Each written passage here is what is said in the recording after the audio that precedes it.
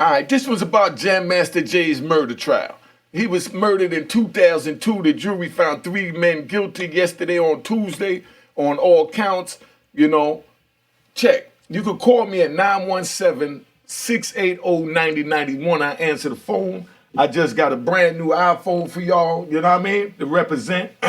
I want to thank everybody that been donating to Cash App. Sit back, relax, man, enjoy the ride. I'm going to bring my man Malik Spellman on here. We're going to do a joint all the way from Cali. So we're going to cross across the continent on them. All right?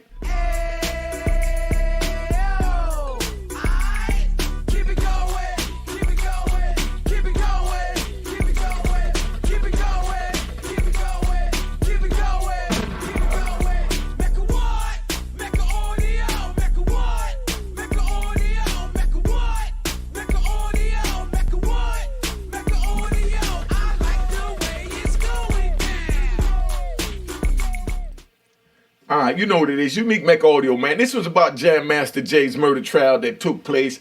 3 men was found guilty yesterday. I'm going to break it down. This is a crazy case. I want y'all to understand how the streets go and how this thing play out, man. Jam Master Jay's godson, you understand? His godson is the one that would allegedly murdered him. You know, his childhood friend allegedly held the door at gunpoint, you know, and then his other homie, you know, let him in through the fire escape. You see how this play out? Godson murdered him, right?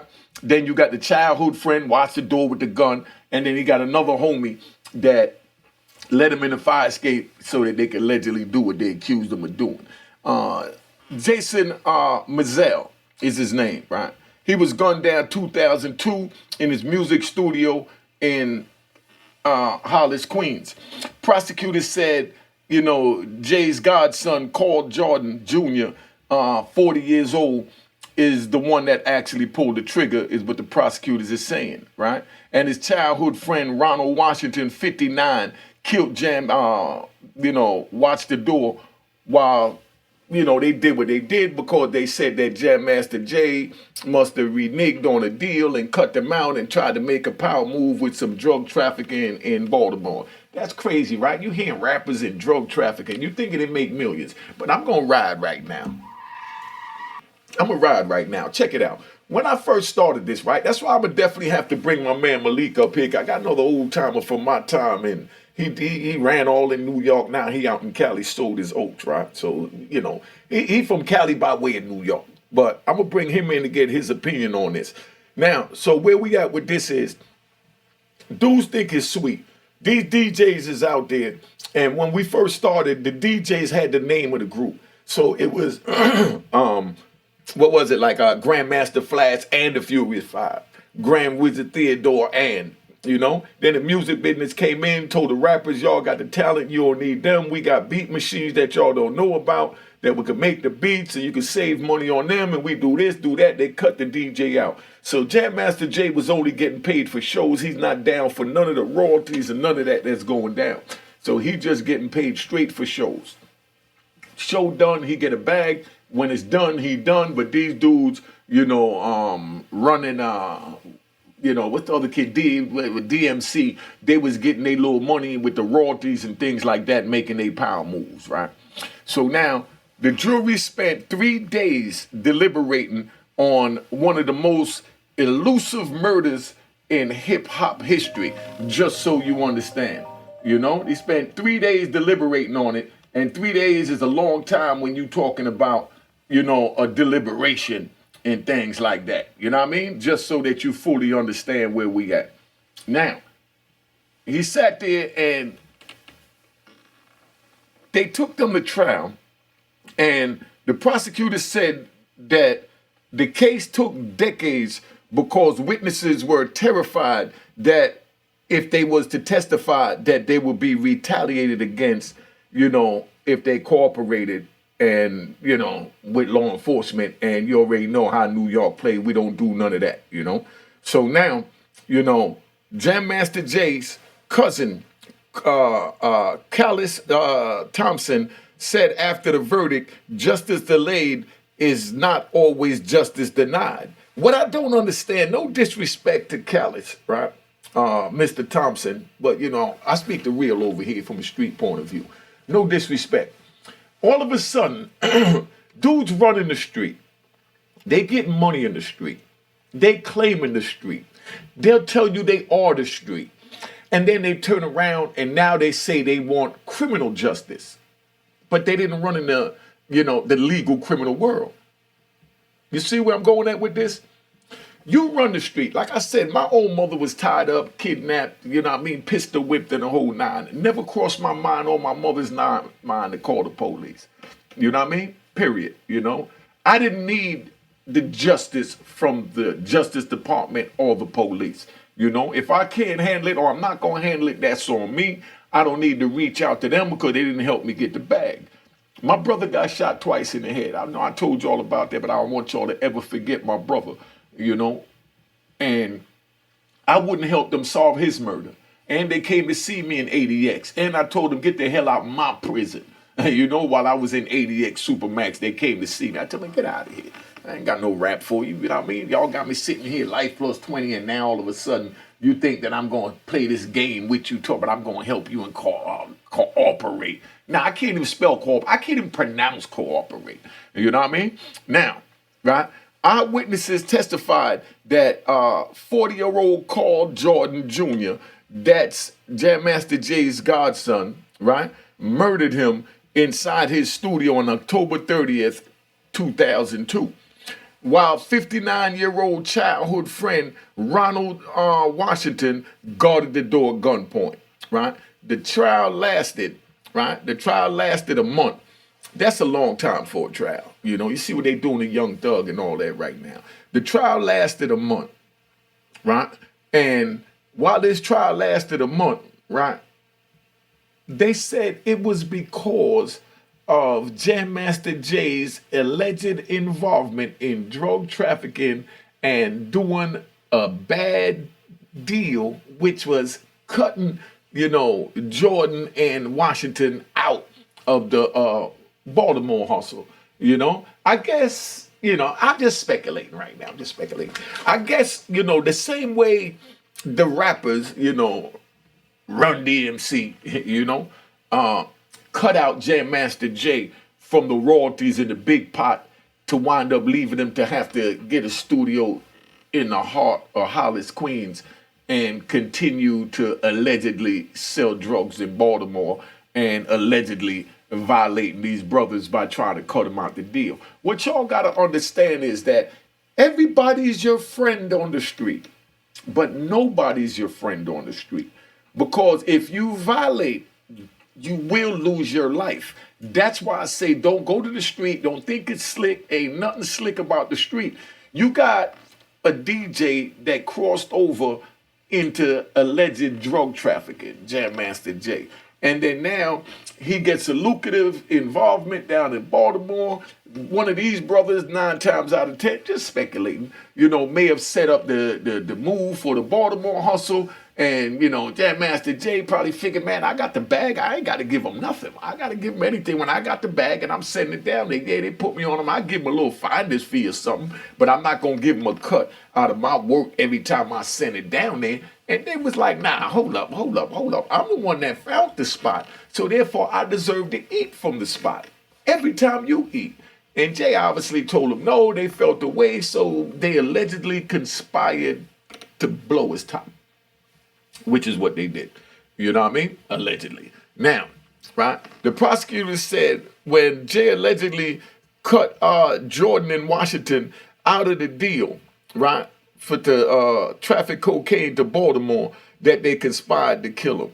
Now, Jay Bryant was charged, last year. Jay Bryant is a new one coming in now. We just had, the godson and the best friend, that's Jordan and Washington. Now you got Bryant. Bryant is the one that let them in the studio through the fire escape. Now, you letting somebody in through the fire escape, they ain't coming in to do nothing right if they not coming in through the front door, apartment, so don't have a back door, so they created one with the fire escape. So once he did that, they come up in there, they put their work in. I'm sure Mr. Bryant never knew that he would wind up in this situation. And then to make it even worse, what they did is, just so you understand how dirty this game is for you youngins out there watching this, Bryant, all he did allegedly was let them in, and they said that, Jordan, bodied him, and Washington guarded the door. So now, while this went down, right, you got Bryant that lets him in, and now he's looking at the same amount of time as them. That's like dude said, man, I ain't gonna go in the bank. I'll drive the car. My nigga, you caught up too. That's called aiding and abetting. You going down when he go down. That's how that thing work out. So that's what went down with that. So Bryant now is facing the same charges as Jordan in Washington because of what he did. But he pled guilty, and he's going to be facing a separate trial real soon. That's Jay Bryant, right? The defense attorney tried to pin the case on Jay Bryant because he was the only one that had DNA at the crime scene from a hat that was at the location next to Jam Master Jay's body. So they found DNA on a hat that was next to Jam Master Jay's body. Now, and that was just from the dude that allegedly let them in through the fire escape, or was allegedly the getaway driver, so y'all could understand where I'm going with this, Now, make sure you subscribe if you're not subscribed. Hit the like button, the bell, the notification, all that crap. Keep it going. And my phone number is 917-680-9091. I answer my phone, but remember, my time is valuable, so don't call me unless you plan on spending the Cash App. Cut and dry, to the point, Cash App on the screen. You understand? If you don't like it, don't call. Not a problem. You know what I mean? But don't expect me to be chilling with my peoples, stop and answer the phone, talking to you, answer questions about Jam Master Jay and, this case and that case, and you don't expect to pay me for my time. We don't do that, right? So the defense attorney tried to pin everything on Jay Bryant. Now, when they tried to pin everything on Jay Bryant, everything went haywire because he's like, man, I only allegedly let him in the apartment, Now, while the death penalty was possible in this case, they could have gave the death penalty in this case. While the death penalty was possible in this case, for these type of charges, the U.S. Attorney General, Merrick Garland, last June, directed the Brooklyn federal prosecutors not to seek the death penalty. That's one thing. See, that's the difference between the Democrats and Republicans. Republicans just said fry them. You know what I mean? Because today they just a couple more, you already know what this means, black boys. You know what I mean? So there's two less, But, the Democrats, they said, nah, we're going to spare his life, spare their life. But to me, whether they live or do life in jail, they still dead. I did 26 years in federal prison. It was like I was walking dead. I still got brothers I left behind that's walking dead that call me on the phone. But I make sure I stay with my brothers, and whenever they call, I answer. That's why when you hear the phone ring while I'm doing these videos, I'm going to answer the phone, because the last thing you want when you're in prison is you call somebody, they don't answer the phone, because now they thoughts get to running that you're not really there for them and things like that. And we're not trying to do that, because we got to show the loyalty for each other, because we all in the struggle. Just because I'm out here now don't mean I'm going to forget them. My man Abgard called me. I was with Abgard. I'm riding. I feel like riding. I was with Abgard in Coleman, Florida.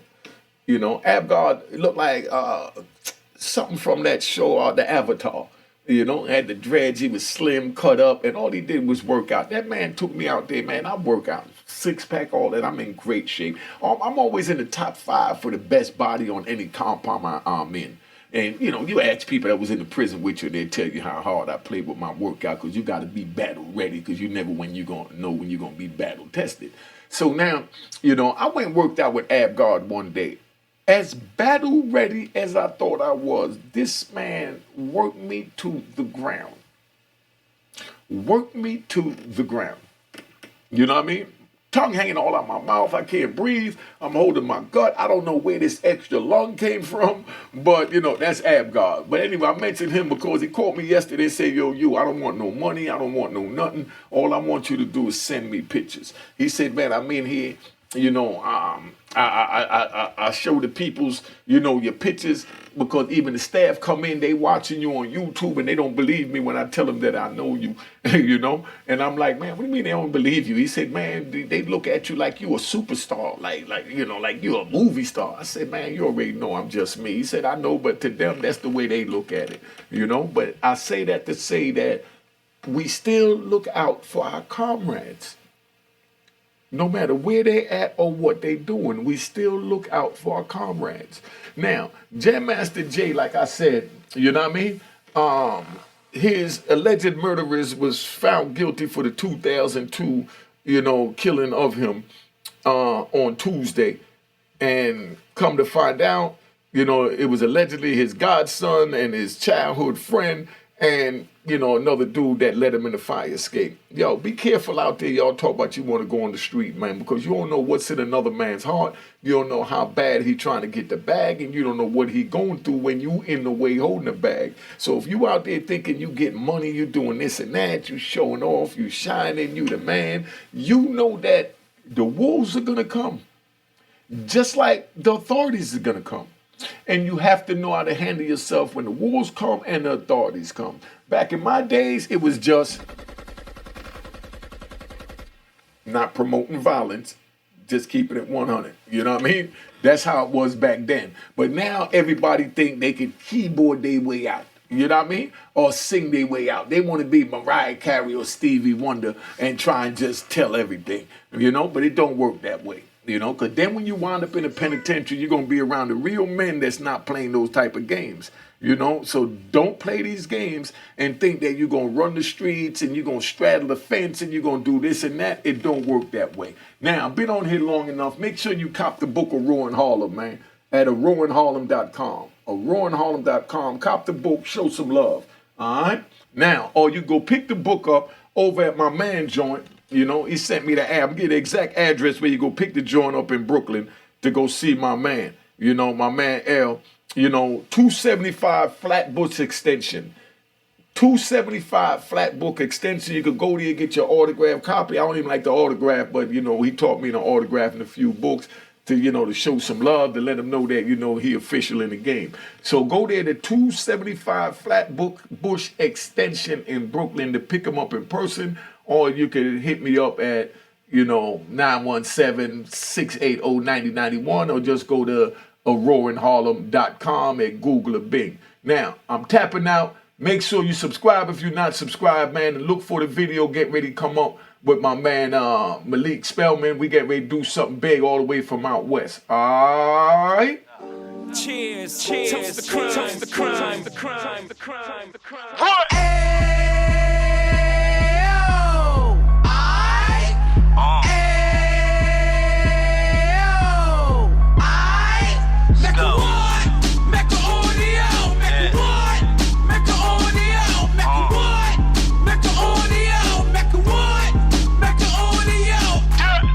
Fresh out the can of 26, yeah. He back on the strip, getting back in the mix. Yeah. What he mentions a gift. You stand up 10 toes down, and I suggest you pay attention to this.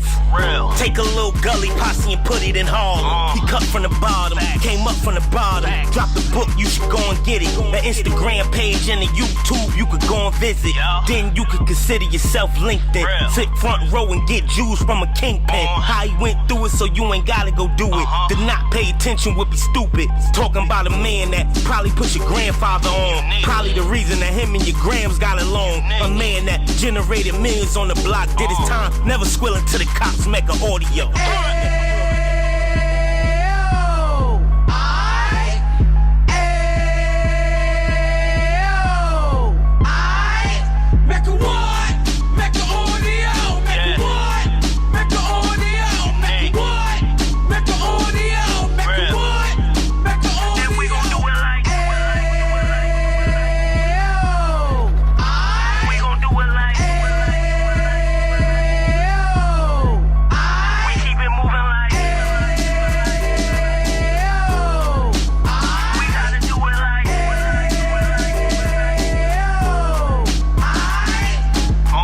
Get it live like 2 G's in the 90s. Drop top beamer so shiny. I let shorty go, she was whining.